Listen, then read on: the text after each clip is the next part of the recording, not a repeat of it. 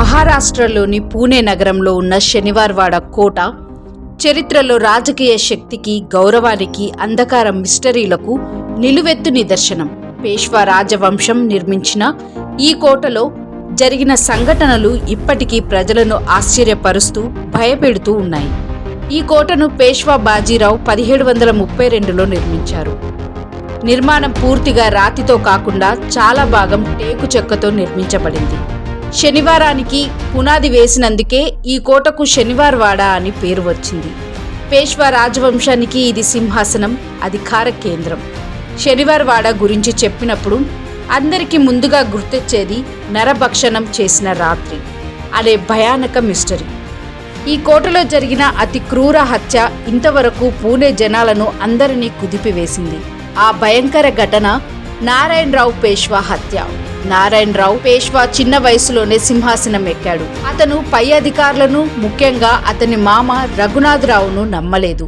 రాజకీయ అసూయ, దురభిప్రాయం కలిసి నారాయణరావు హత్యకు దారితీశాయి. 1773 సంవత్సరం రాత్రి గణపతి పండుగ రోజున నారాయణరావును హంతకులు దారుణంగా చంపేశారు. హంతకులు కోటలోకి దూసుకెళ్లినప్పుడు నారాయణరావు చివరి మాటలు ఇలా అరిచాడని చెబుతారు: కాకా మలా వాచ్వా, కాకా నాకు సహాయం చేయండి అని.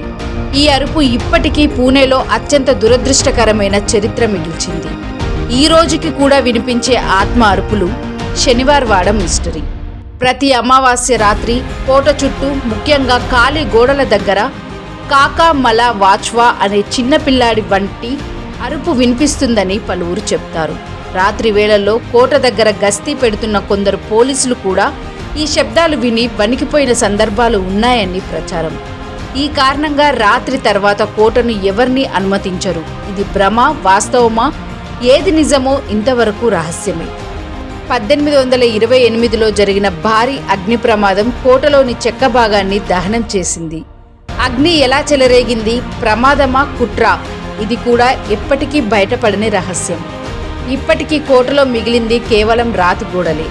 ప్రజల్లో ప్రచారం ఉన్న పారానార్మల్ కార్యకలాపాలు, కోటలో రాత్రివేళ పాదాల శబ్దాలు, పాత దుస్తుల్లో నడుస్తున్న నీడలు, మోగుతున్న తలుపుల శబ్దాలు, ఆకస్మిక చల్లటి గాలి తాకిడి, ఇలాంటివన్నీ ఆకస్మిక చల్లటి గాలి తాకిడి లాంటివి ఎన్నో మంది అనుభవించారని చెబుతారు.